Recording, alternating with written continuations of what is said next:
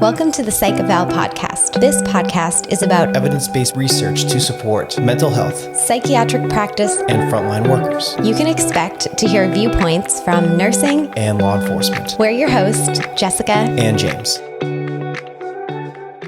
Today's conversation, we're going to be talking about creating resilience through law enforcement mental health.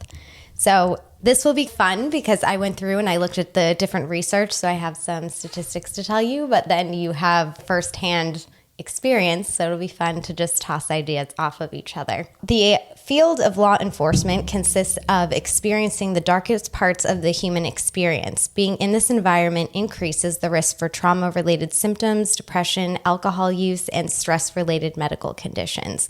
And all of the different journal articles that I found will be listed in the podcast description, so if anyone wants to look at these. Researchers also found that a combination of stress and exposure to traumatic events increases the possibility of mental health issues, making the development of mental health program for law enforcement essential. 19% of police officers suffer from PTSD, while 34% report PTSD symptoms, but not a full diagnosis of PTSD. And law enforcement officers witness an average of 188 critical incidents through their career. And they have one of the highest rates of harm and illness among occupations. They also will experience more medical problems such as heart disease, diabetes, obesity, ulcers, cirrhosis, chronic pain, and early death. So we can see that all of these negative experiences, and we see this in nursing too, that it does lead to burnout and it does create health problems. I think nursing, we're a little bit more open to mental health than law enforcement. I don't know if you have any thoughts on that or any of these facts I've read. I'm just looking at these facts here. And so if you look at the 19% of police officers, this statistic is talking specifically about police officers. And I know for my experience in corrections, we could say that probably the statistics for this is going to be higher. The stats and the percentage is going to be higher because there's going to be more burnout, more overtime and stuff that to begin with. And also, this is stuff that's 19% and the 34%. That is specifically reported PTSD. I can only imagine since given that's the stuff that's reported or someone just finds out about it, the numbers would be probably higher than that. I heard a really good quote the other day, and I know I told you this off the podcast, but it was saying women walk around on the street being scared that they're going to get attacked or hurt by somebody, whereas men walk around fearing that they'll be laughed at.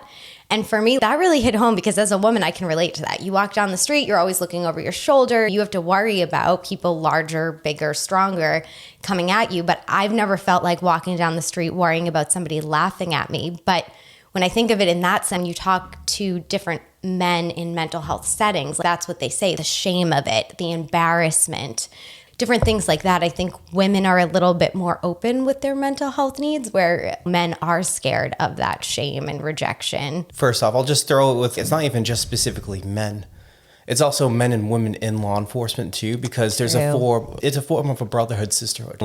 They call it blue blood for a reason, because blue blood means that you are in a fellow brotherhood and sisterhood in law enforcement. So there's that level of camaraderie. Mm-hmm. So I wouldn't necessarily throw that onto men or women specifically. I just show that into law enforcement because that level of shame of being vulnerable to not only just your law enforcement brothers and sisters, but the public that you serve, or in corrections, the inmates that you take care of, or the prisoners, or the people that are in jail, or if you're in a special psychiatric unit, the patients that you take care of. Mm-hmm. So you can look at it that way too, because that shame is something that you have to keep your head held up high while dealing with these stressful situations, while dealing with the public, while dealing with the inmates, while dealing with the inmates' loved ones, and then having to go home at the end of the day and then take care of your family and whatever you're doing outside of work. That shame is something that, like a lot of other law enforcement officers, they keep it in and they bury it. Right. While trying to face other adversity, while they're trying to face other aspects of their life. Right.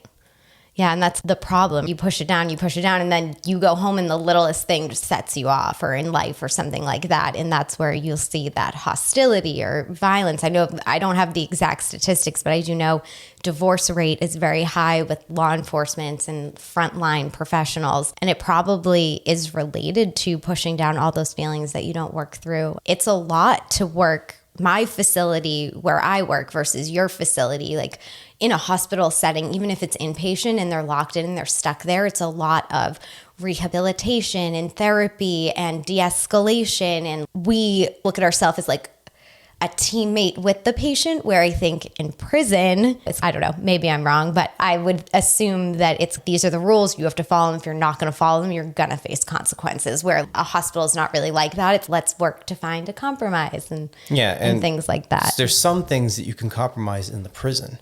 Yeah. But the biggest thing with corrections and most law enforcement is the saying for corrections is firm, fair, and consistent.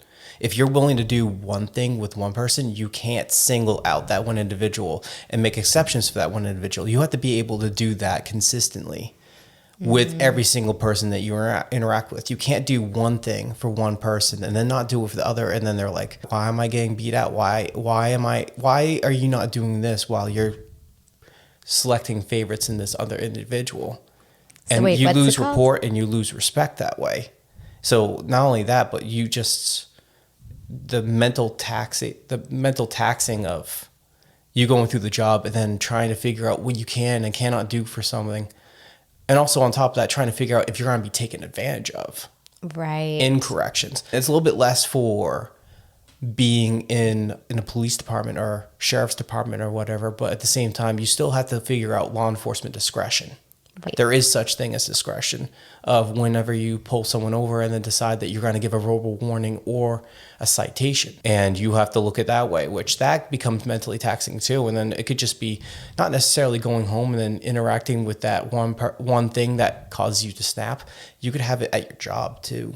Right. It could be just one person coming down to the office and then having that bad interaction that just sours. You taste sour grapes and then you taste those sour grapes for the rest of the day. And then you have to brush it off, just like everything else.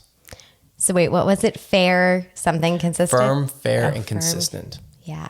You have to be able to do the same thing for one person that you're willing to do with everything else. You can't pick and select favorites. Whereas like in the hospital, we look at things a lot as patient specific. So one patient may be able to have their cell phone, have strings, have pens and pencils, where other patients may not. So we do have differences in that way. I like yours, firm, fair, consistent, because it should be consistent for everyone, I think. Because you do have some people who are like, why do they get that and I don't? And then you put nursing or providers in an uncomfortable situation where you have to be like, well, they get to do this because of this. And it's like a firm, fair, consistent. But we definitely give a lot more freedoms than the prison, I would hope, because people in mental hospitals shouldn't be treated like prisoners. Well, I mean, not only that, but it could just be like, you have an interaction with one person and then you do one thing, but then you have the same interactions with a different person and just something's different that day, whether that interaction with that person is just a little bit different, but you treat them differently. Even if you were to go to court, like the comparison would be like, why did you treat one person one way, but then you didn't treat the other person the exact same way? It has to be a level of courtesy, a level of respect, a little bit of being able to treat people consistently and serve people consistently. So in nursing or medicine, healthcare, there's something called transference and countertransference. So transference is like feelings that patients have about us, which actually could be seen in the same population like prisoners and officers or whatever, but it would be like maybe you remind them of their brother or their best friend, or maybe you remind them of somebody that hurt them. So they either really like you or don't like you based off of their previous experiences. But then there's also countertransference, which is our feelings towards them. And sometimes you might see, at least in nursing, I don't know about corrections, but in nursing, like some nurses will be like, oh, they remind me of like my son or my daughter. So they might give them a little extra privileges or something like that. Or maybe it goes the other way where it's, oh, they're a certain type of patient that this healthcare worker doesn't like. And so now they're pushing all those negative experiences they've had with those types of patients is not appropriate. But the way that you handle it is to just be aware of your biases and catch yourself in it. But I would think in prison it would be similar. Like how you said you handle one person one way, you can't treat them different than somebody else. So you have to catch that transference and countertransference, because that will lead to treating people differently based off your experiences with people like them. Which I wonder in prison, do you guys categorize people a little bit? You should probably catch yourself, but categorizing, because we like do have we have levels of classification like C1 through C5 of level of security,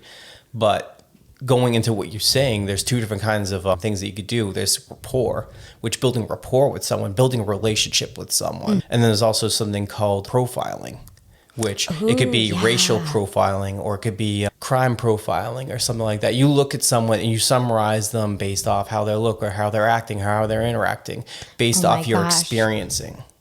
Oh my gosh, I never thought about it that way. Profiling is literally countertransference. And a nice law enforcement version. And profiling could be an entirely different topic that we could have on a different podcast. Yeah, specifically for law enforcement, because that's a big topic. Talking about racial profiling, crime profiling, all those different things are a big aspect of law enforcement, because everyone does it every single day for that line of work. They'll look at something and be like, okay, something's wrong with that. Something's going on with that. And you base it off your experiences.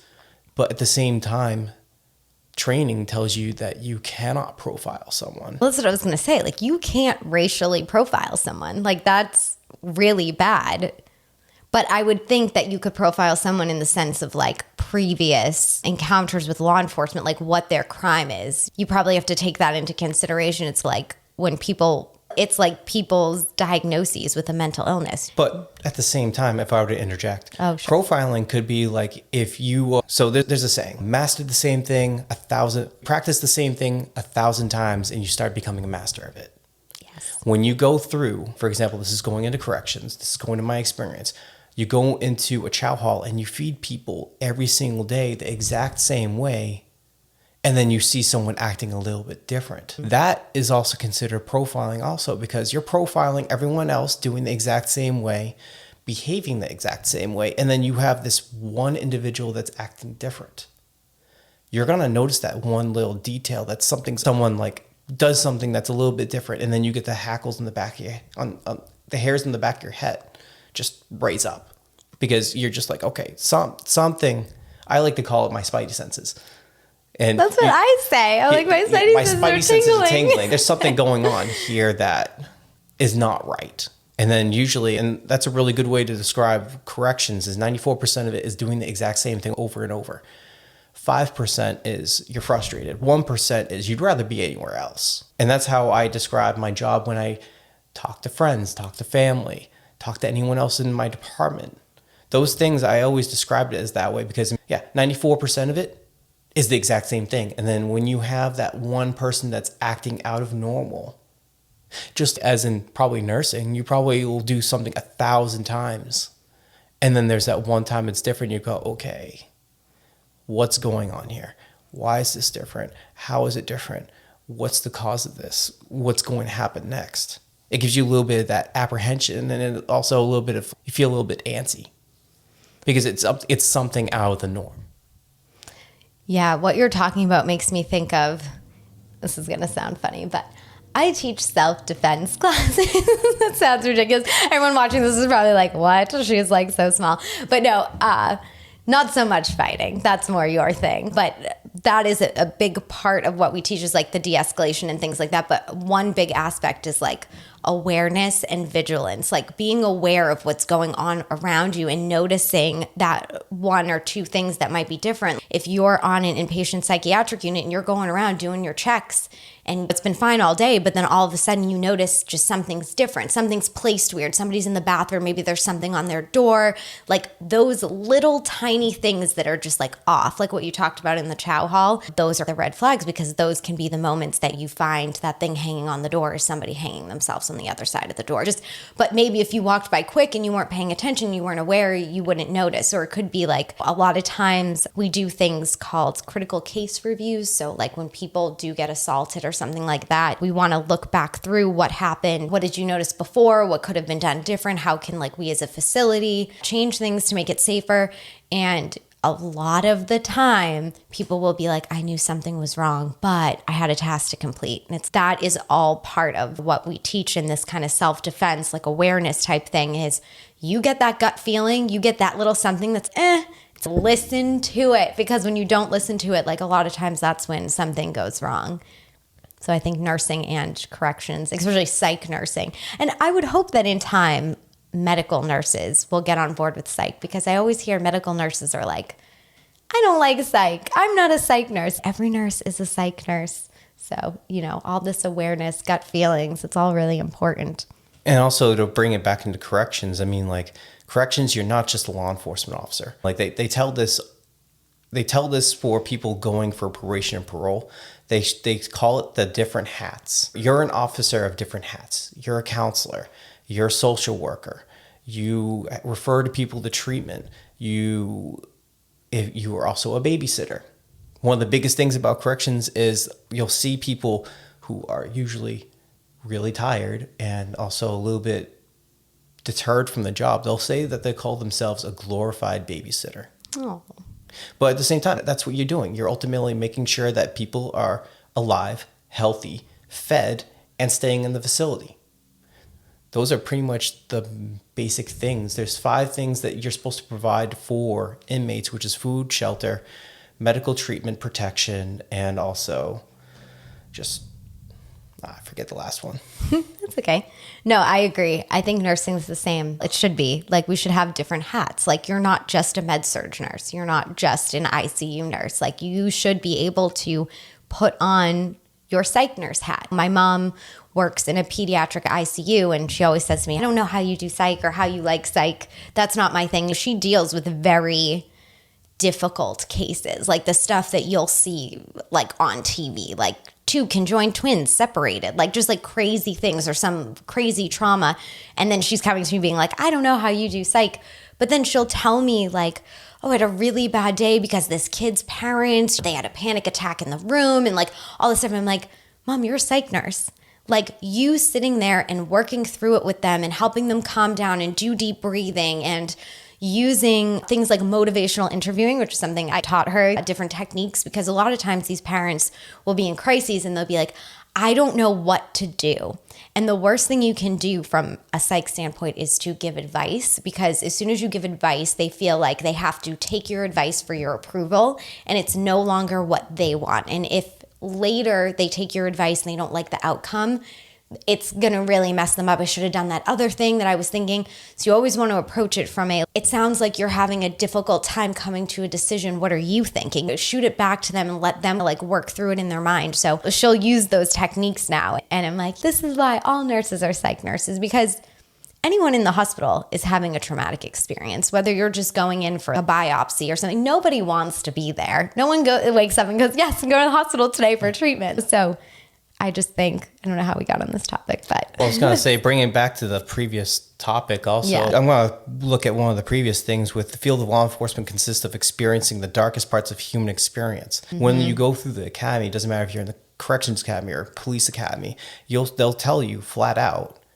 that you are going to see people in their worst, most darkest experiences that they have in their life. And you see that day by day. Going into nursing, going into corrections, you see the big bad things that happen to people all the time. You build it in, you hold it in, and there's no healthy outlet. And then also that relates into people having mental health diagnoses such as PTSD or having some form of mental health issue, or we could even go into sleepless nights or nightmares or any other things that lead into substance abuse. So the topic of this podcast is to relate into that. Right.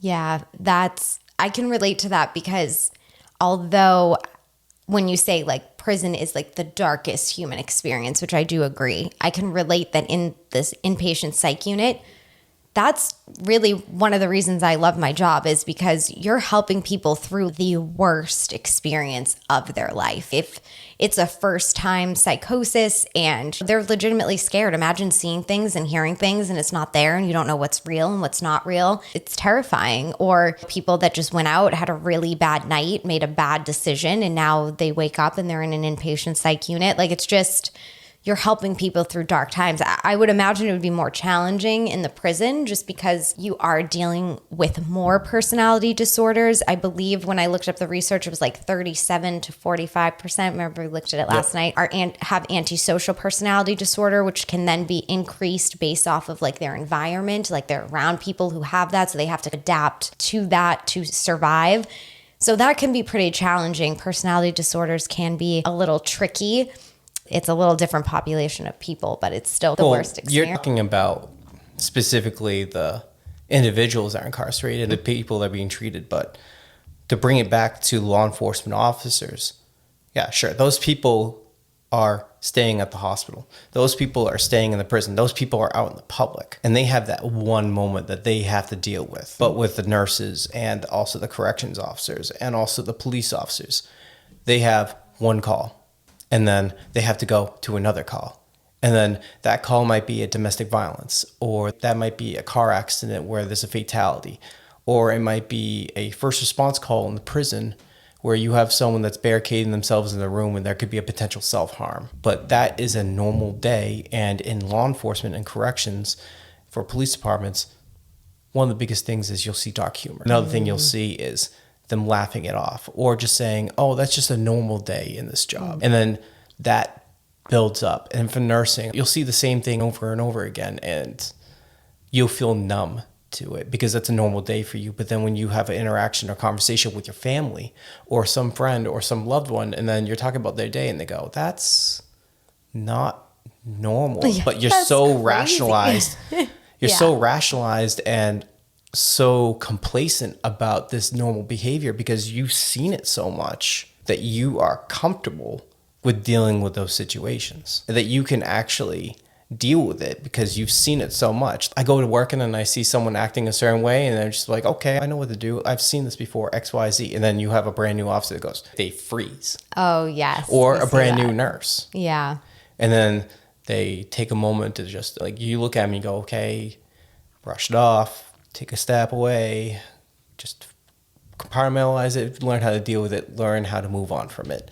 And then they do that moment. And then, but for some people, when you see that so much and then you're frustrated and you're dealing with the overtime and then you're dealing with all the other stuff in your life that might not necessarily be at work, that builds up into that mental health aspect of nursing, of law enforcement, of corrections. Mm-hmm. And I wouldn't necessarily talk about the people who are incarcerated or patients, but we could talk about the aspects of like people who work these different jobs. I have some more fun facts for you to build on that. As recent as 2019, twice as many law enforcement officers died by committing suicide compared to dying while working. I thought that was crazy. That's crazy. So if you're a law enforcement officer, like out in the field, you do have a high chance of mortality compared to other professions, obviously, because you don't know what you're walking into. You're walking into someone who has a gun, someone who has a knife. You're going to dangerous situations. You're dealing with people on drugs or totally out of control. We watched a video the other day. Some guy got tasered twice and he was still able to walk and stand. Like, you're dealing with these very stressful, very scary situations, but you're twice as likely to die by suicide? That is nuts. Not only that, but we could also look in the statistic for specifically corrections. Well, I don't have that one. I have law enforcement. They tell you specifically in academy, and I don't have the source for this, but your statistics for dying a year after you retire is significantly higher also. So, like, just the fact of, like, you work, and there's some people, even in my department, that, like, you see them working, and then they have legit health problems because they work so much and they're stressed so much. But then you also know that if they stopped working, that's going to be a detriment for the health, even worse than them working in the first place, because their work is what they're focused on and that's what they live for. But if you like, there's certain people that, like, not necessarily law enforcement, but they live to work. And then if you take that away from them, then you know that the health benefits from them not working are going to be way worse. And that's not even necessarily for mental health. That's like for heart disease or having a stroke or just any of these other aspects. So with that, my mind goes to, and I don't remember the exact name of it, the theory, but there is a theory, there's some stress theory about stress that I learned in nursing school.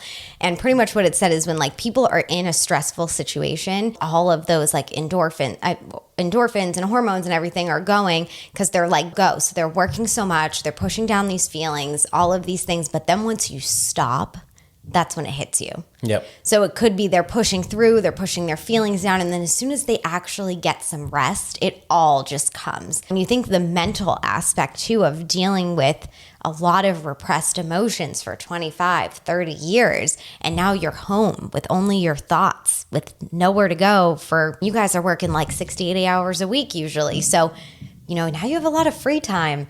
And I would imagine the mind-body connection, that wouldn't end well for the body. We could look at it this way too. When you're working out, you feel a little bit of a stress, you feel a little bit of a burn, but the very next day after your workout, after a very rigorous workout, you feel really sore. Yeah. So it's like that. Like you're working. And next thing you know, you stop. You're going to feel that sore after that workout. I feel like this happens with me. You've seen this. I'm like, go in school. And then as soon as I get a week off, I like crash and burn. It's true. It's just like the way. Even students that are like either in their bachelor's or working on their graduate degrees, like they get burnt out. And like law enforcement, nursing, you get burnt out. And then like next thing you know, that going into that mental health aspect, like you work until you hit rock bottom or something goes on or then finally people realize, oh, this person needed help. Yeah. But then at the same time, nursing's more welcome about the mental health and stuff like that. But law enforcement, especially talking about the shame from previously, they don't want to be the single man out that's going for, or woman out that goes for mental health. They don't want to open up to say something's wrong. They want to be like, oh, everything's fine. I'll just do another day. I'll do another shift. All right. This brings me to more fun facts. So the reason that officers did not pursue mental health treatment that researchers found when they interviewed them was fear of breach of confidentiality to the department, being misunderstood by the counselor, and fear they'd be found unfit for duty. Another study found the largest barriers to law enforcement engaging in counseling is the stigma of seeking help. Officers often believe that they are weak and run the risk of being unfit for duty if they ask for help. Males are less likely to seek mental health treatment because of the mindset that asking for help makes them weak and failure. And law enforcement culture often promotes masculinity and toughness, and this creates a barrier for officers who need mental health treatment. There's also 2 types of stigma that were identified by researchers. Self-stigma, which experiences a loss of self-esteem when they seek help from a mental health professional, and a public stigma where various fears of repercussions should they ask for mental health assistance. These fears include being seen unfit for duty, being given a psychological diagnosis, and losing their job as a result of mental health concerns. That's crazy. I couldn't imagine being at a job where you fear that if you ask for help, like you have all these feelings of I need help, or I just need to talk to somebody, or I need to work through something, and then fearing that you're going to lose your job. Well, going into the academy, and this is one of the very most beginning experiences that I ever had in corrections. We had one person, which shall not be named because they still work in the department, but go through the academy. Actually, hold on. I'll just... Yeah, take that out. Yeah. Got it. No problem. One of the things in corrections is they'll tell you, don't say sorry. And also, it's not only that, but you also have to be confident in what you say. And also, when you step onto a pod, you have to have the mentality that what you say goes. And it doesn't matter how much resilience do you have. You have to be the person that is the alpha. You have to be the person that's the most dominant person in that unit, because you are one person, or a unit may have like between 3 to 6 officers in it, but you're taking care of between 100 to 600 individuals. Holy moly. I thought it was like 20-2 ratio. Nope. Wow. Because in my department, we are over 100 bodies short. Yeah. There's so much understaffing, not necessarily in my department, but a lot of the different departments. Because who wants to grow up and be like, oh, when I grow up one day, I'm going to be a corrections officer? It's either a realization, or you're trying to use it as a stepping stone to go into a different department. I think law enforcement in general right now, it's like nursing. We're just so short because realistically, who wants to do those jobs, right? Like you have all these jobs nowadays where people work from home. Imagine waking up and just putting on pajamas and like making your full paycheck, like having pajamas from the waist down and like sitting in on meetings and laughing and like eating lunch. And we don't even get lunch breaks, you know what I mean? And I know you don't get lunch breaks either usually. So it's not a luxurious job. Even nursing, I think nursing attracts people because people want to help. People want to help people heal. A lot of individuals who have like a healing kind of empathetic soul are pushed towards nursing because, you know, that's why. But from a correction law enforcement standpoint, I do think there are people that are like, I want to help the world, so I want to be a police officer. I want to be a law enforcement officer, a corrections officer. But you guys get a lot of backlash. Like nurses get a lot of backlash too. Like people making jokes that we play cards all day or things. But law enforcement gets really bad pushback. On top of that, like there's a whole different kind of stigma with being in law enforcement. We have different groups that believe in their own rights. Right. And like when we first met, I went into law enforcement to protect and serve my fellow man.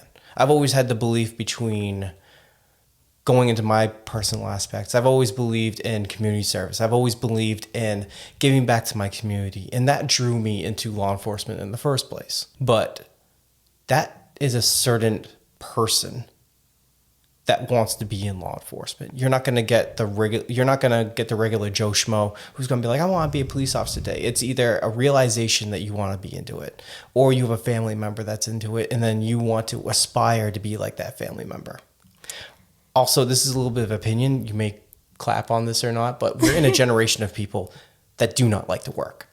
Yeah, that is people true. want, if they had the choice of working or being at home and doing the same thing at home, they would totally stay at home. I love being at home, I'm not gonna lie. So just to add on to what you said about people being attracted to law enforcement because they want to help the world, help their fellow man, I do also feel like another thing that's problematic that I think also gets us into the position of like why some people don't like law enforcement officers, because there is like kind of a stigma with law enforcement officers right now. And I think that's why a lot of people aren't going into that field.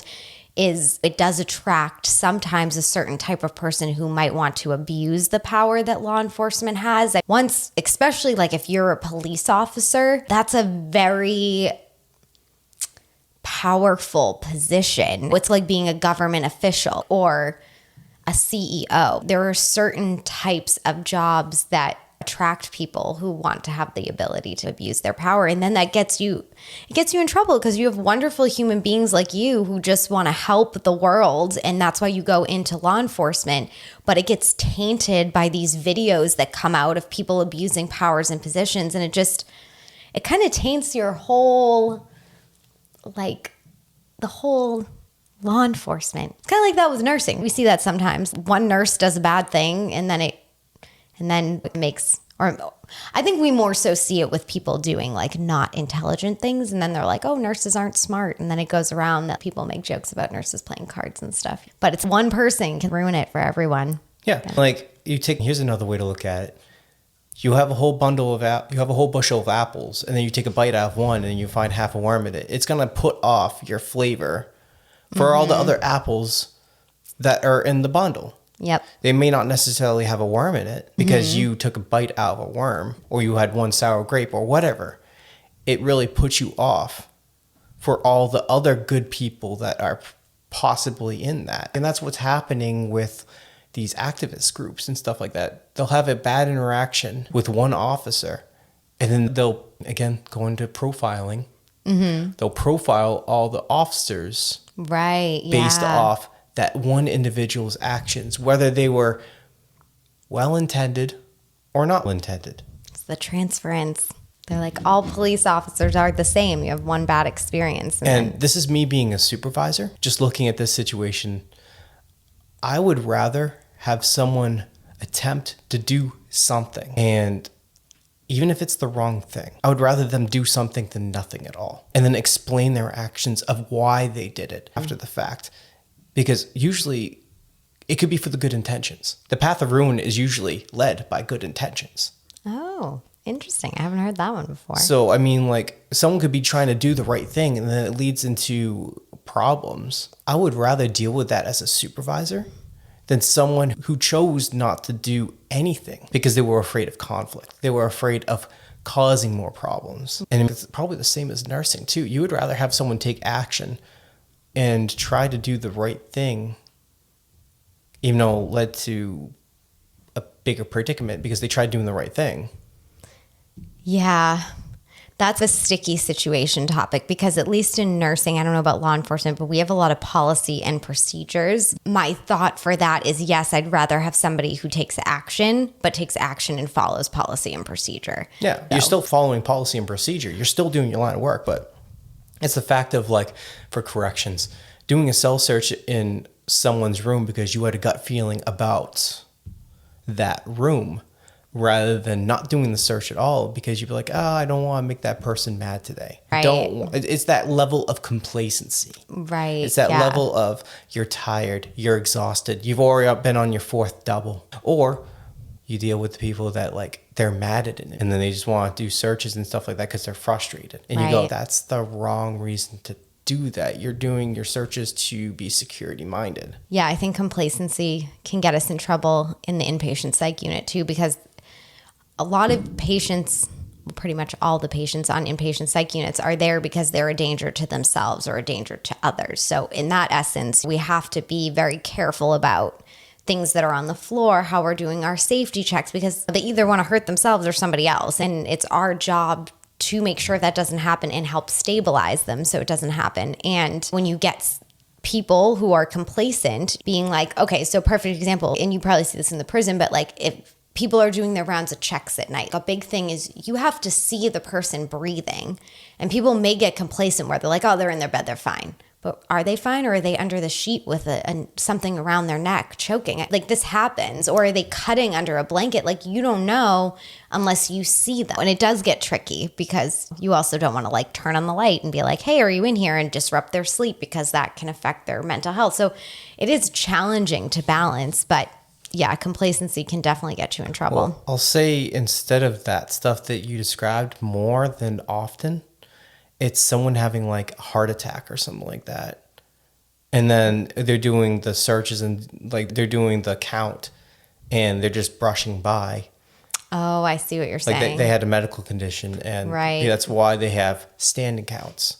Gotcha. Oh, so they have to stand up? For normal hours, they'll have a standing count to make sure that you are medically okay. That's a good idea. What about it? At night, that's when you check the breathing. Okay. And it may not necessarily be a mental health issue with the inmate, but it might be like a medical condition or an overdose. It's the fact that, I mean, like you do the rounds and then you do it so many times and then you have to pay attention to that one time that's different. Sometimes it's immediately obvious when it's different. And then sometimes you actually have to be paying attention. And then when you're on third shift, on your fourth double, exhausted, tired, and stuff like that, you're like, okay, oh, yep, he's okay. That's like 15 minutes is the standard for inpatient psych units, but we actually have 5-minute checks. So you literally have to check on the patient every 5 minutes. And there can be like up to 6 patients on 5-minute checks. And I find that's where a lot of that complacency comes because those patients are more acute. That's why they're on 5-minute checks, whether they're a fall risk or risk of injuring themselves or somebody else, or just mental status, like very impaired that they need redirection every 5 minutes. And people being like more complacent, because it is like you do a round and then you do another round and then you do another, like it's just back to back because it's every 5 minutes. But I've just found, like, when I was a charge nurse, that was a big thing I had to check in with staff about, because they have to understand you can't be complacent when you're on 5-minute checks. Those people are on 5-minute checks for a reason. You need to be doing an intervention with them on their 5-minute checks, whether it's just like redirecting them or helping them get up from the bed or something if they're a fall risk, if they need to use the restroom or something. So yeah, complacency can definitely get us in trouble. But relating it back to the previous Get off topic. Yeah. So suicide rates. Yes. Even like it's significantly higher in that level of work. But also at the same time, it's even higher in corrections. And I don't know what the statistics are for nursing for suicide. Ooh, I don't know either. We'll have to do another podcast on that. But I know substance abuse is pretty high, which I thought was crazy when I found out about that, but we'll do another podcast on that. Yeah, substance abuse is significantly higher. Depression significantly higher. PTSD is roughly around 1/3 to almost a half of officers will have some form of PTSD. Oh, I'm sure. Yeah. And that's only the stuff that's reported.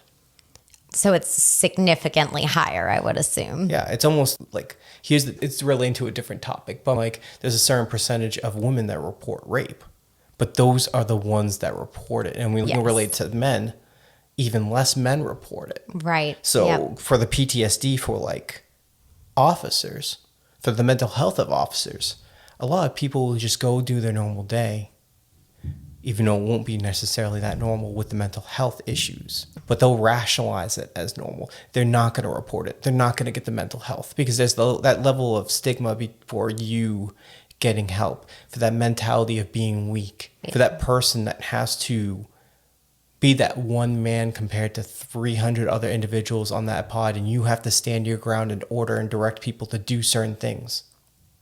Right. To get out of my way because I need to do something, to be that A level, that A type.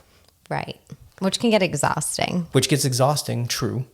But at the same time, how many of those individuals are going to get mental health? How many of those individuals are they going to realize they need mental health? Because usually, and this is, again, through my experience, it's more reactive than proactive. Right.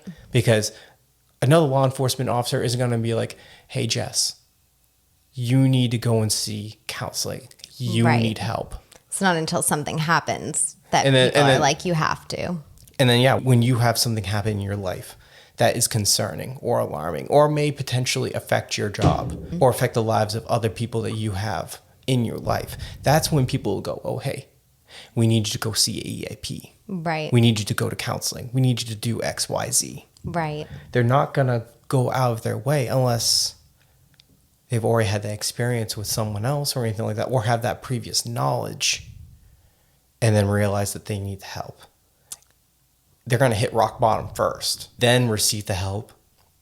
And hopefully the collateral damage doesn't affect their job, doesn't affect who they are, doesn't affect their appearance with their coworkers. Because when you go through counseling, there's going to be that little fear and shame of, okay, I'm seeing mental health. Are people going to find out about it? Am I going to tell people about it? If people find out about it, how are they going to react, and how are they going to interact with me while I'm just trying to do my job? This is a perfect segue into more fun facts. So, how can we help? These stigmas can be reduced with supportive leadership within the department and a department policy that removes stigma. So these are all facts that I, again, got from some research studies, which will be linked down below the podcast description. So there are various mental health wellness programs, and researchers have found that they should include a development of a formal policy, administrative department leadership, a trained and culturally aware mental health professional, and a structured wellness model. So one really interesting one that I found was by the Washington County in Minnesota, their sheriff's office. They started a mental health initiative at their agency that included peer support, health and wellness, and classroom training. And if you actually look this up on Google or YouTube, there's a video where they talk about it. It's really nice. Another example is in 2019, West Lakes Hill, Texas Police Department developed a mandatory mental wellness program. And I know we talked about this earlier because the fact it's mandatory is pretty crazy, but because it's not allowing people to make a choice. But I do actually think it's a good way to go about it because I think it would be very difficult to get alpha men who've never really talked about their feelings and feel like they have to be this bright shining star, having it always together and pushing their feelings down to actually go to seek therapy. So this program required that each officer attend an annual mental wellness check with a mental health professional, and leadership within the department wanted to break the stigma of mental health and thought the best way to do this was mandating mental wellness checks. So the chief took the first appointment, followed by administrative leadership, to demonstrate to officers the importance of wellness. They thought that leaders should hold trainings on the topic of mental health, inviting mental health professionals to speak to the importance of wellness and specific coping strategies to mitigate stress. And they recommended that law enforcement leadership display empathy for those officers struggling with mental health rather than judging the person from their struggles with mental health related conditions such as PTSD, anxiety, depression, provide support to the officer by normalizing their condition. So one thing I think of with this actually, because it talks about the actual condition. So like PTSD, depression, anxiety, like those are pretty common things like in society. A lot of people have depression. I think more people have anxiety, especially living in the day and age we live in. Anxiety is very prevalent. And PTSD, it's almost like it comes with the territory of having a job like law enforcement. I think, what did they say? 1/3 we saw, I believe, when we were looking at the facts. For anyone to think that these law enforcement people are not going to be struggling with depression, anxiety, or PTSD, that's just, as you say, complacence. It's like turning the other cheek and just not dealing with the fact that this is something that everyone deals with, and everyone includes these law enforcement positions. The thing that I'm concerned about is I like where the chief is trying to set up a mandatory mental health evaluation, but at the same time, like, how seriously is it going to be taken? And on top of that, it's going to be one of those things, like, how many of those things are going to be accurate? Because officers on the department, which we don't know what the size of the department is, we don't know too much about the department, but there might be an individual that'd be like, oh, I'm going to say whatever they want me to say to get back to work, to do my thing, to make sure everything's okay. And they may not necessarily tell the truth about what's going on. They'll just say what they feel would be the most appropriate thing to say. Yeah, I see what you're saying. I think my argument would be that there's no way that we're going to be able to get people to comply and do the right thing and say the right thing and be honest. But I do actually think them making it mandatory, yes, you might get that one person that's, I'm going to lie, I don't want to deal with this. Or it might be a handful of people, I'm going to lie, I don't want to deal with this. But then you might get that one person that actually goes in, is genuinely honest, gets referred to therapy. Therapy really helps. And then they talk to that guy that went in and lied and was like, oh, I've been going to therapy and it's awesome. And that might be the little seed. That guy then is like, you know what? Maybe I do need to talk to somebody. And I think it can trickle. I think if you don't make it mandatory, people aren't going to go. But also at the same time, if you're that one person that gets referred to the therapy, they get ostracized by all the people that passed. And they go, oh, look at you. You need to go through therapy. I know. It's such a sticky situation. It's tough because you're changing an entire culture. And then you need the system and the mentality must change. And I know that this is the attempt to make that change. And whether it's right or wrong, they're trying to make an attempt to fix what's been going on. And almost there's some people that are trying to make non-mandatory assessments and stuff like that, and non-mandatory like mental health referrals and stuff like that. But I also really like the Washington's idea of having peer. Yeah. Because you're in a room with your fellow officers and having conversations about things that are concerning. And then from the research of looking at the YouTube videos and also the sources, they have a mental health counselor there and present. And they have a supervisor there and present. And also on top of that, all their counseling is considered confidential in that room. You're not allowed to talk about it outside of that room. So the other thing too is the one that's mandatory is a police department. And I'm going to go out on a limb. I'm not 100% sure here, but I would assume the police department is much smaller than the correctional facility. So they're doing a mandatory once a year because it's annual with each of their officers. They might only have 30 officers, 50 officers. I don't know how big their department is. The size of the department. But I would imagine that the Washington County in Minnesota, that they have hundreds of people. So yeah, I think in that sense, a peer support would be great because there's just so many more people. Yeah, it depends on the size of the department. And on top of that, you have to check the well-being of everyone in your department. And also going back to what you're saying, if you have supervisors that take this seriously, take mental health seriously, compared to a department that goes, they're more worried about the bodies in the department because they're so understaffed. We get that in the hospital too.